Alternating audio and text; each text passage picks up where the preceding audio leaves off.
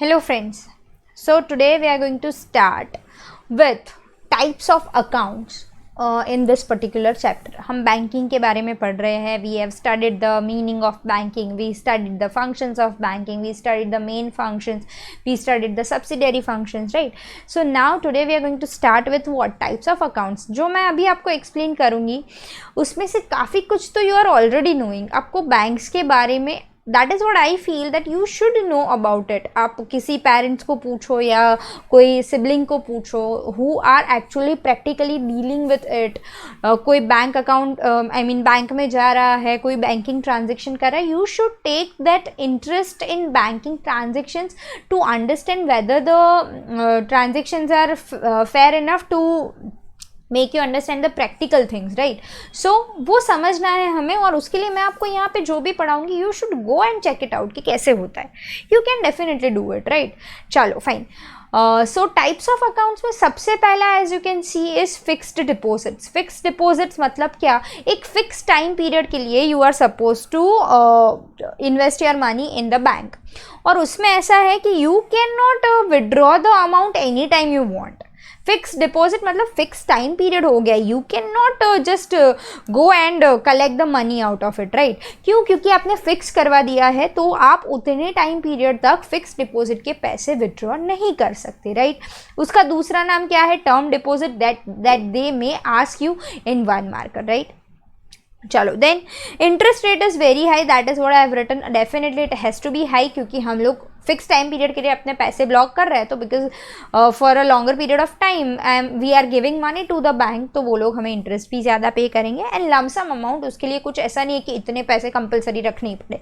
Any lump sum amount you can invest, right. So that is first point, that is fixed deposit. Then second is what? Recurring deposit. Recurring deposit मतलब क्या? Recurring यानी regular intervals पे. So banks do provide such facilities to the people. मैंने आपको banking का evaluation हुआ था वो तो बोला था, but हमने पहले भी पढ़ा हुआ ये चीज़ कि भाई बैंकिंग आया क्यों? लोगों को एक आइडिया रहे कि अच्छा फाइन हम पैसे सेव भी कर सकते हैं.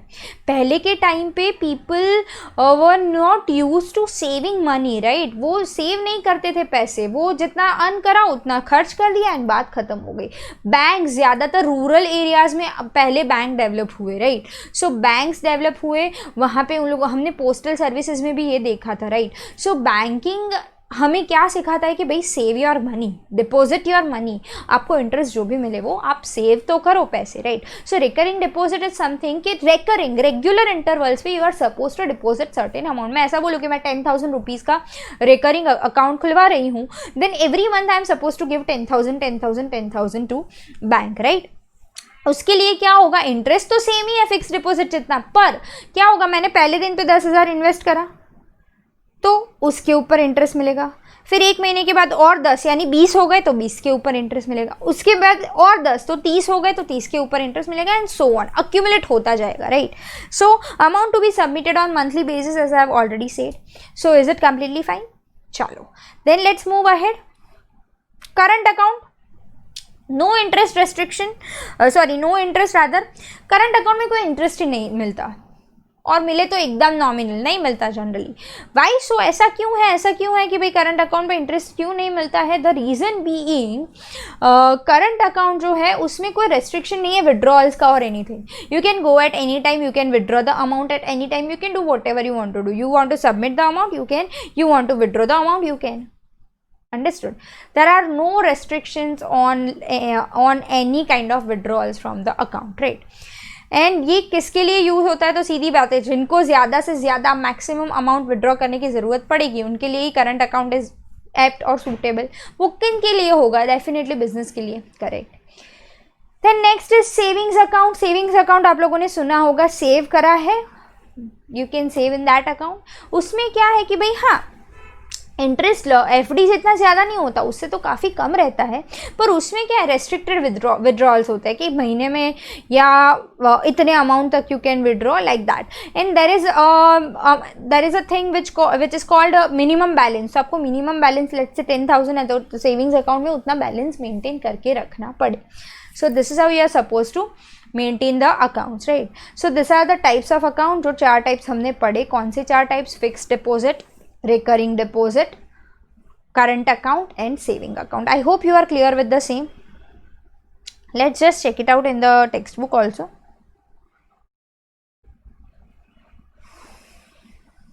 We did all these things. हाँ, आपको मतलब सही से पढ़ना है, टेक्स्ट बुक में से पढ़ना पड़ेगा. I can explain you the concepts and all, but you need to study from the textbook once. So yes, this are the types of accounts. Savings accounts, current account, recurring and fixed deposit, right? So I hope you are clear with whatever we have studied in this types of accounts. Now, without wasting any more time, let's even move further with one more concept. Is services provided by bank. Bank हमें कौन से service provide करता है? Very interesting topic, I can say बहुत ही ज़्यादा interesting topic है ये, बहुत मज़ा आने वाला है ये पढ़ने में. एक एक करके देखेंगे. Pay order, sorry, demand draft we have already understood in the last class also कि डिमांड ड्राफ्ट किसे बोलते हैं. एक ब्रांच से दूसरी ब्रांच के लिए बैंक इशू जो करता है वो चेक जैसा नहीं होता, it is very safe payment mode. और उसमें क्या होता है, bank charges the commission from you. Obviously bank इतना सिक्योर पेमेंट आपको करवा के दे रही है तो definitely. And unlike cheque, no chances of bounce होने के चांसेस नहीं है, क्योंकि बैलेंस होगा तभी हो पाएगा ये, अदरवाइज. और बैंक कमीशन ले रही है ना, तो that will be done, right. So that is what demand draft means. वो हमने लास्ट क्लास में ऑलरेडी पढ़ा हुआ है. व्हेन आई टॉक अबाउट पे ऑर्डर, अगर सेम सिटी में है देन दिस ओनली, ये डिमांड ड्राफ्ट को ही क्या बोलना है, पे ऑर्डर. सेम सिटी में ब्रांच टू ब्रांच ट्रांसफर हो रहा है तो, जिसको बैंकर्स चेक भी बोल सकते हैं. वन मार्कर में दे में आस्क, कुछ ऐसे पॉइंट्स है छोटे छोटे से जो एक एक मार्क में, दो मार्क में वो लोग पूछ सकते हैं, तो हमें आना चाहिए, राइट. चलो, then there is NEFT, RTGS and IMPS. This 3 are the main concepts that I want to focus on today's class.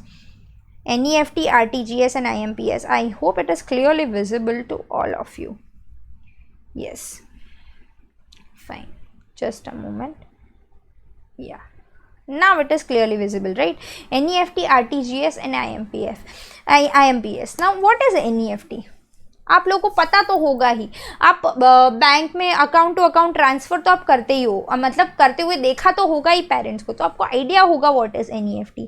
आप लोग देख सकते हो आपकी स्क्रीन पे नेशनल इलेक्ट्रॉनिक फंड ट्रांसफ़र ऐसा कुछ लिखा हुआ है, right. National electronic fund transfer, it is a nation wide accepted practice, that is why it is national. पहली बात तो ये नेशनल इलेक्ट्रॉनिक फंड ट्रांसफ़र, हम घर बैठे बैठे बस एक एप्लीकेशन के थ्रू यहाँ से किसी और के बैंक अकाउंट में पैसे भेज सकते हैं, दैट इज NEFT, राइट.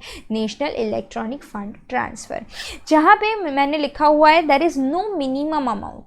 कभी कभार है ना, मैंने खुद ऐसे एक्सपीरियंस करे हुए हैं कि कोई लोग ऐसा बोलता है कि मैं 1 रुपी ट्रांसफर करके देखता हूँ, आ रहे हैं, फिर बाद में पूरे करता हूँ, जस्ट टू बी श्योर कि आप ही का अकाउंट है ना.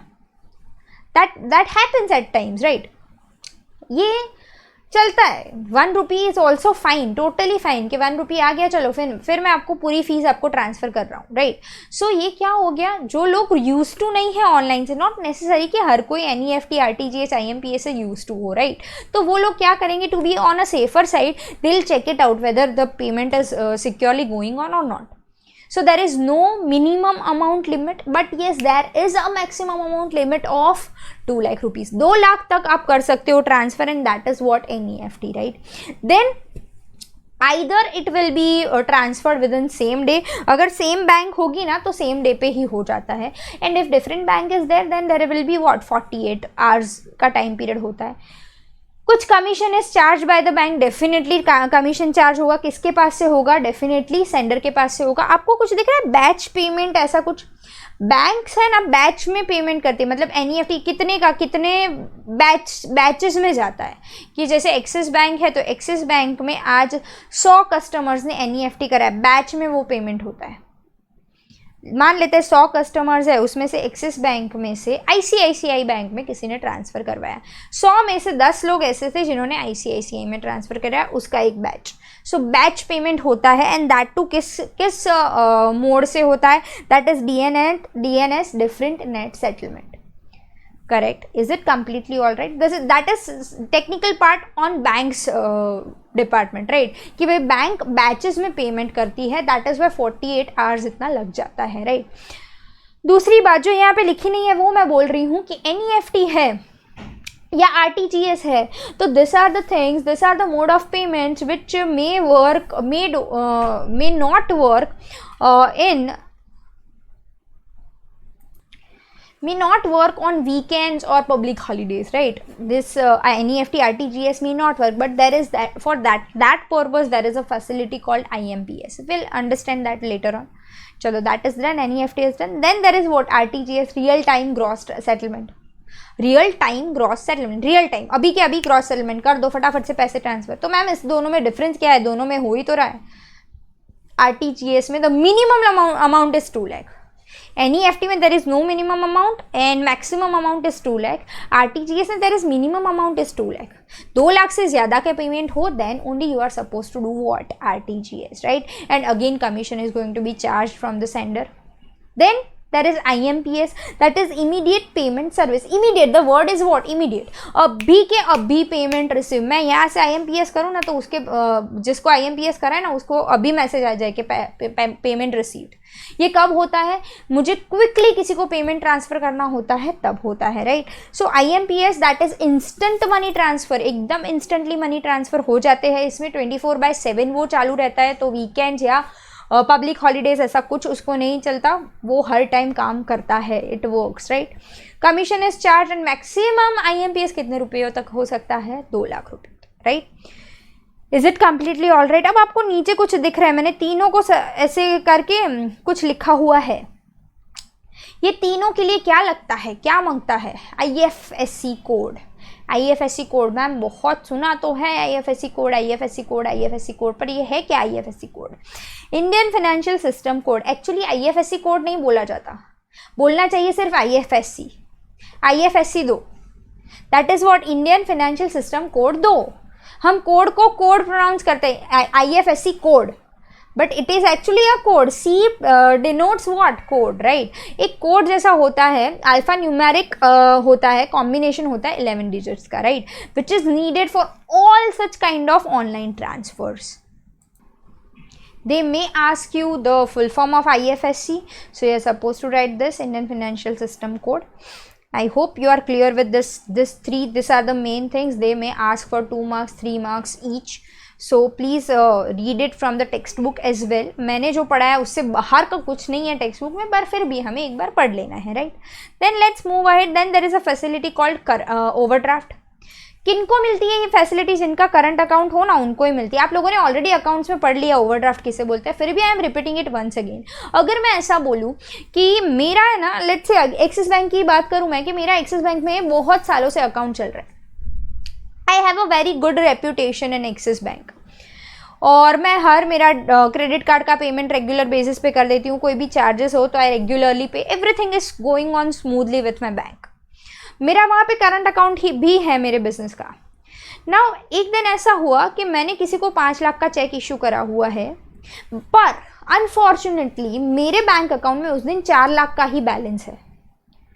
अब मुझे वो पेमेंट करना ज़रूरी है, deal is compulsory for me. तो यहाँ पे क्या होगा पता है? बैंक विल टेल मी कि don't worry, we are there, हम आपको 1 लाख रुपए दे देंगे आपके बिहाफ पे, मतलब आपको 1 लाख दे देंगे, आप पे कर दो। जब आपके पास पैसे आए तब आप with interest, I am talking what? With interest. मैं क्या बोल रही हूँ? विथ इंटरेस्ट पैसे हमें दे देना। कुछ तो बैंक इंटरेस्ट चार्ज करेगी, भले वो एक दिन के लिए पैसे हमें दे, right. So that is what bank overdraft. It is completely what? Short term. और ये मैंने गुडविल क्यों लिखा? मैंने अभी भी बोला मेरी रेप्यूटेशन अच्छी है, गुडविल अच्छी हो तो ये फैसिलिटी दे सकती है bank, otherwise it is quite difficult, right. Then there is what? Cash credit. अब लोग इन दोनों को सेम समझते हैं, मैं सही बताऊँ तो एक्चुअली है भी सेम जैसा ही, कैश क्रेडिट एंड ओवरड्राफ्ट है भी सेम जैसा ही, पर इसमें डिफरेंस क्या है? What is the difference between the two? That we need to understand. कि कैश क्रेडिट जो है उसमें भी सेम शॉर्ट टर्म पीरियड के लिए ही बैंक पैसे देता है हमें, पर bank takes something as a security from us and that is not like asset और समथिंग लाइक स्टॉक। हमारे जो गुड्स है वो एज अ सिक्योरिटी बैंक रखती है कि भाई फाइन, कल जाके हम पे ना कर पाए तो bank will take the custody of the goods, right. So this is how cash credit works. बाकी वर्किंग कैपिटल रिक्वायरमेंट्स, हमारे रूटीन पैसों के लिए if we need money we can ask for the same, that is cash credit. Then next let's move ahead. Then there is loan. Definitely loan तो हमें पता ही है, बहुत ही अच्छे से पता है वो तो, कि भाई लोन किसे बोलते हैं। मतलब बैंक हमें पैसे देगी, it could be either short term, it could be either long term, it could be either medium term, 2 साल 3 साल 4 साल 7 साल 10 साल 20 साल तक भी बैंक लोन दे सकती है, पर depending upon the purpose for which you are taking loan from bank. आप बैंक से किस पर्पस के लिए लोन ले रहे हो, that is something which is need to be seen. जैसे मैं बोलूँ home loans are there, car loans are there, business loans are there, personal loans are there, so that depends कि आप कौन से पर्पस के लिए लोन ले रहे हो and accordingly bank will give you the money. आपको उसके लिए क्या करना पड़ेगा, इंटरेस्ट पे करना पड़ेगा। और if the loan is bigger amount तो बैंक आपकी कोई एज अ सिक्योरिटी भी कुछ आपका असेट या कुछ ले सकता है, जिसको बोलते हैं मोर्गेज करना, right. So that can also be done. So this is what the services are which are provided by bank, which are quite easy. Let's look at the same from the textbook also. Just a moment. From your textbook page number 25, service provided by bank में you can see to issue draft, banker's check, RTGS, NEFT, IMPS may not be there, but yes IFSC, again they have written IFSC code only, but that is what it means, right? तो हमें पता होना चाहिए Indian Financial System Code, so IFSC code, right? So then bank overdraft, cash credit, loan, everything is there and we have studied all those things. Now let's move ahead with the next topic. Rather let's keep it till now. हम लोगों ने यहाँ पे आज services provided bank वाला काफ़ी अच्छा topic किया है, जिसमें RTGS, NEFT are the most important asked questions in the examination. So please go through the same in the text from the textbook, and the next topic we'll be doing in our next session. Thank you.